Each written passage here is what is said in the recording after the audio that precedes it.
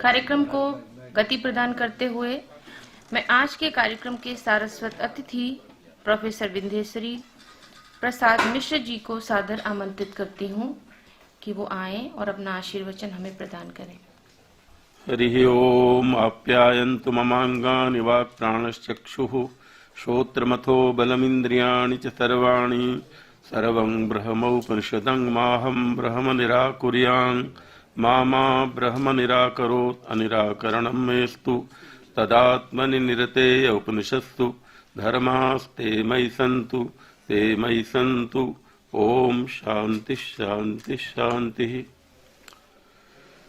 आज के अत्यंत महत्वपूर्ण कार्यक्रम के मुख्य वक्ता और आचार्य राजपूत जी और हमारे कुलगुरु प्रोफेसर शुक्ल जी, हमारे मुख्य अतिथि आचार्य त्रिपाठी जी और संयोजक हमारे उपेंद्र त्रिपाठी जी, हमारे सामने बैठे हुए वेद विद्या के निष्णात आचार्य प्रोफेसर हृदय रंजन शर्मा जी, प्रोफेसर आचार्य पतंजलि मिश्र जी, भट्टराय जी और भारती जी, इधर जो सब सम्मानित व्यक्ति बैठे हुए हैं, डॉक्टर दयाशंकर जी, डॉक्टर त्रिपाठी जी, मिश्र जी, अन्य जिनको से मैं परिचित अपरिचित हूँ।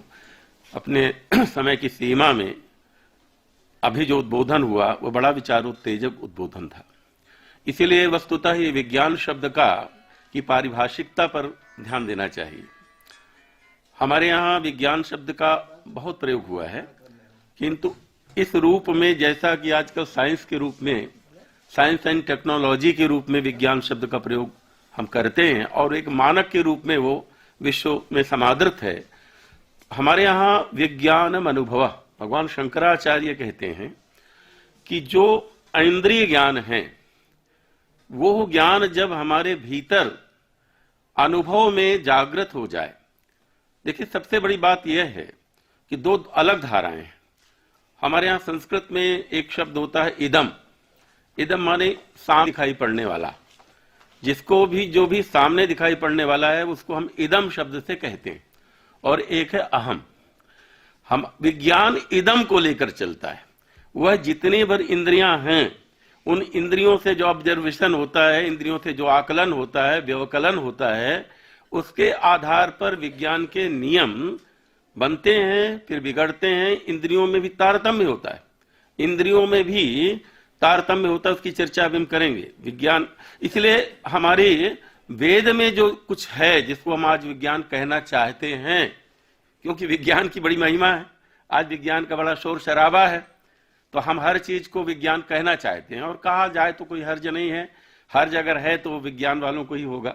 वो अपना हर्ज दर्ज करा दिया उन्होंने एक संकेत में, किंतु वस्तुतः हम विद्या कहना चाहेंगे। और विद्या शब्द हमारे यहाँ अपना शब्द है। विज्ञान अनुभव, भगवान शंकराचार्य जी कहते हैं जो विशेष ज्ञान है वह आत्मज्ञान है।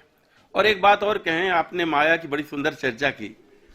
कुछ समझ में आए और न समझ में आए, समझते समझते जब जो समझ में ना आए वही माया है।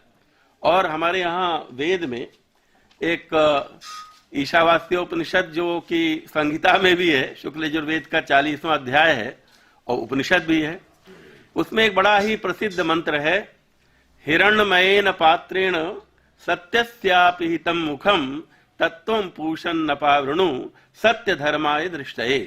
ये जो सारा सत्य है, सत्य क्या है? यह एक सोने के बर्तन से ढका हुआ है। हिरण्मयेन पात्रेण सत्यस्य पिहितं मुखम तत्वं पूषन् अपावृणु। हे पूषण, हे परमात्मन, उस आवरण को आप खोल दीजिए।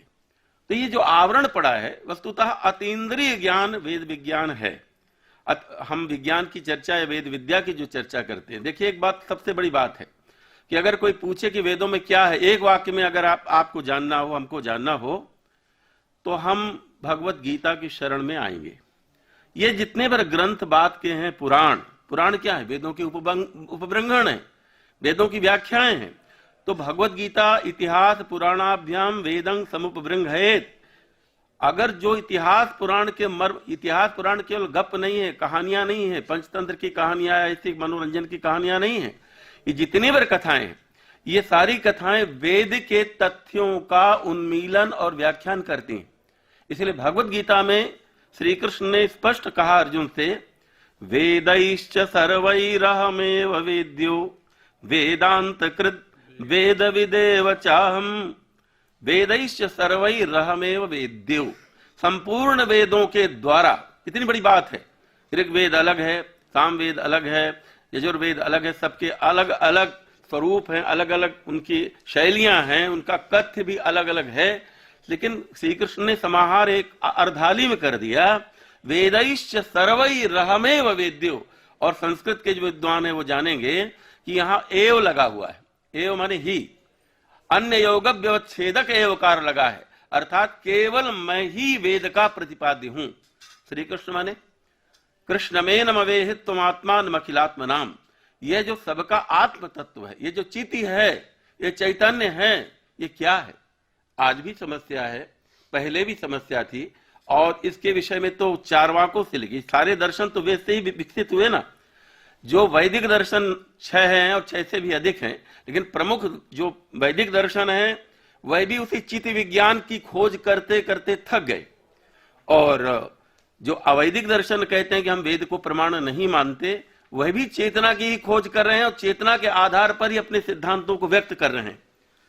चारवाक हमारे कहते हैं कि नहीं भाई, हम किसी आत्मा वात्मा को नहीं मानते, हम किसी ईश्वर, परलोक, पुनर्जन्म को नहीं मानते। तो ये पंच महाभूत हैं, ये पृथ्वी जल तेज 4 मानते हो, पंच महाभूत आकाश को नहीं मानते, क्योंकि आकाश प्रत्यक्ष नहीं, हमारी आंखों से जो दिखाई पड़ता है वो सब हैं। तो धरती, पानी, मिट्टी, ये जो भी 4 हैं, ये मिल एक विशेष स्थिति में, एक सिचुएशन विशेष में मिल करके, एक क्रम विशेष में मिल करके शरीर की रचना कर देते हैं और इसमें चैतन्य उत्पन्न हो जाता है। भाई कैसे चैतन्य उत्पन्न हो जाता है का उदाहरण दिया, जैसे पान में लालिमा नहीं होती, पाल का पत्ता पीसे हरा आएगा, हरा रंग आएगा। कत्था में, चूना में, या उसमें जो भी कुछ और पदार्थ डाले जाते हैं, उन्हें किसी में विशेष लालिमा तो कुछ होती ही नहीं। लेकिन जब हम पान लगा करके कोई उसको खाता है, चबाता है, उसको चर्वण करता है, तो लाल रंग आ जाता है। ऐसे ये 4 महाभूत जब इकट्ठे हुए तो उसमें चेतना का प्रादुर्भाव हो जाता है। अपनी व्याख्या कर दी। असली में क्या है कि देखिए, वेदों में अगर आप वेदों को पढ़ेंगे, उपनिषदों को पढ़ेंगे, तो वहां कहा कम ब्रह्म, खम ब्रह्म, ये आकाश ब्रह्म है, जल ब्रह्म है, अमुक ब्रह्म है, अमुक ब्रह्म है। अब फिर कहते हैं कि नेति नेति, आपने सुना होगा, नेति नेति कही भेद बखाना। पहले वो उसको स्थापित करते हैं और फिर उसका निषेध करते हैं। तो वेद विज्ञान तपस्या का विज्ञान है, साधना का विज्ञान है, उसमें अहम का विज्ञान है। मैं ये कह रहा, आरंभ में मैंने यहां से आरंभ किया कि इदम का जो पर्यालोचन है वह तो इंद्रिय सापेक्ष है, किंतु जो अतीन्द्रिय तत्व है वह अहम का, आप अहम का जो अहमर्थ है, मैं कौन हूं, ये सारा प्रश्न तो वेद का है ही, और आज भी है, आज हमारा भी है। ये इस प्रश्न पर वेद अनुसंधान करते हैं और नेति नेति की पद्धति से वे प्रज्ञानम ब्रह्म, ये जो 4 महावाक्य हैं उनमें एक ब्रह्म है, एक महावाक्य प्रज्ञानम ब्रह्म।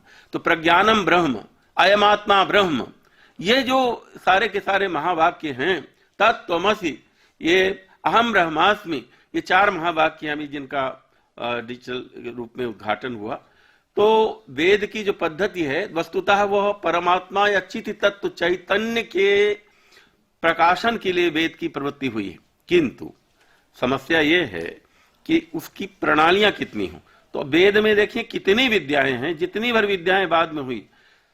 सर्वम वेदात प्रसिद्ध्यति, वेदात सर्वम प्रसिद्ध्यति, वेदोखिलो धर्म मूलम, जितना भर कुछ है। मैं एक बात कह रहा था कि हमारी भारतीय संस्कृति वेदाधारित ही है, चाहे वह वेद को जितना जैसे समझ पाती है। और यहां तक कि जो वेद को नहीं मानते वह भी वेद को प्रकारांतर से मानते, प्रकारांतर से मानते हैं, अर्थात चेतना की खोज वो भी करते हैं, सुख की वो खोज वो भी करते हैं। तो हमारे जितनी भर हमारी वेद की विद्याएं हैं, उन विद्याओं में वेद को एक हमारे वेदों के बहुत सारे आचार्य हुए हैं, व्याख्याकार हुए हैं, एक मत है कि वेद जो है सृष्टि विज्ञान है। यतो वा इमानि भूतानि जायन्ते येन जातानि जीवन्ति यत् पर्यन्त विषम विशन्ति इति तद् विजिज्ञासस्तु तद् ब्रह्म। ये आखिर कहां से? सबसे पहला प्रश्न तो हम अगर भीतर देखें तो मैं कौन हूं, एक प्रश्न है, और बाहर देखें तो ये सारा का सारा पसारा, सारा का सारा प्रपंच ये कहां से आया है, कहां टिका है और कहां जाएगा? ये एक ही प्रश्न, तीन पंखे उसके हैं, तीन नोक हैं इसकी। इन प्रश्नों का उत्तर खोजते खोजते सारा ज्ञान विज्ञान थक रहा है। यतो वा इमानि भूतानि जायन्ते येन जातानि जीवन्ति यत् पर्यन्त विसंविशन्ति तद् विजिज्ञासस्व तद् ब्रह्म। ये ब्रह्म की अब प्रश्न हुआ कि इस ब्रह्म के लिए सृष्टि विज्ञान का अन्वेषण हुआ। ये ये जो यज्ञ विज्ञान है ये सारा का सारा सृष्टि विज्ञान है। एक प्रतीक यज्ञ है जो हम आहुतियां देते हैं। हमारे कुछ संप्रदाय ऐसे हैं जो बेचारे केवल इतना मानते हैं कि यज्ञ करना केवल पर्यावरण की, वातावरण की शुद्धि है। इतना ही नहीं, ये तो बहुत हल्का सा छिलका है। ये इतना समझना तो यज्ञ विज्ञान या यज्ञ विद्या का एक छोटी सी बात है। यज्ञ हमारा समग्र जीवन है। अगर हम गीता में देखें तो द्रव्य यज्ञ, तपो यज्ञ, ज्ञान यज्ञ, नाना प्रकार की यज्ञ, और सच पूछा जाए तो जीवन सारी सृष्टि यज्ञ है।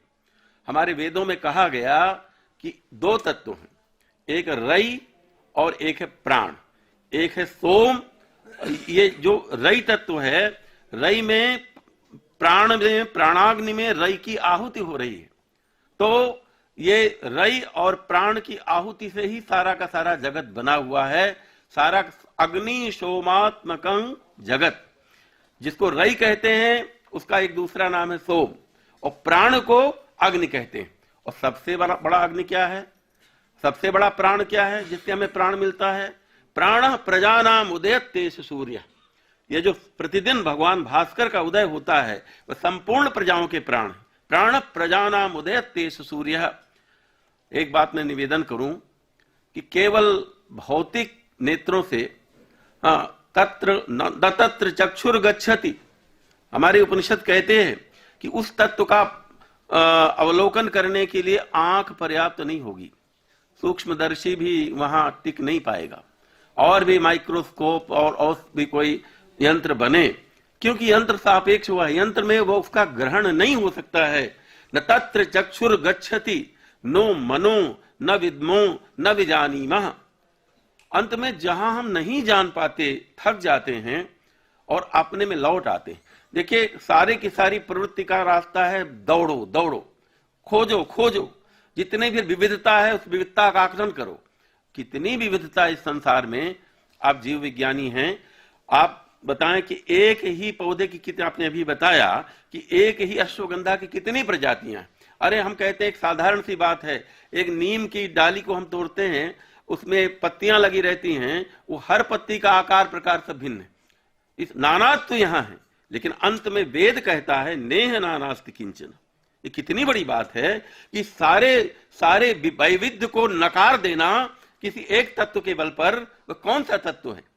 वह बिना साधना के, बिना तपश्चर्या के, बिना इंद्रियों से अतीत हुए वह प्राप्त नहीं हो सकता। तो वेद विज्ञान के लिए तपश्चर्या की भी आवश्यकता है, केवल लैब की आवश्यकता नहीं है, केवल ये जो बाहरी चाक चक है उसकी आवश्यकता नहीं, साधना की आवश्यकता है। बहुत समय मैं नहीं लूंगा, हमें मुख्य वक्ता जी को सुनना है।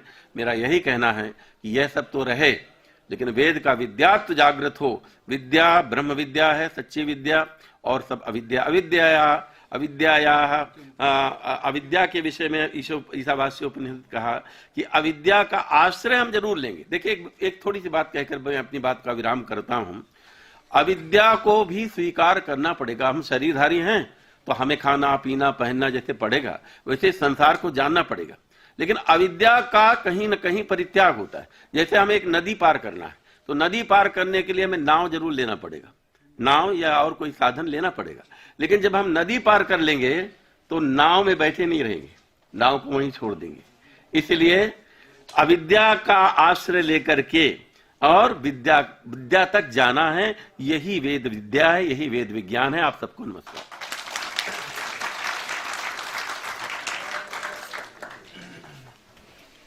आपने बिल्कुल सही कहा गुरुजी। वेद विज्ञान के लिए सच में अभी बहुत अधिक तपश्चर्या की आवश्यकता है। आपका बहुत बहुत आभार, बहुत बहुत धन्यवाद।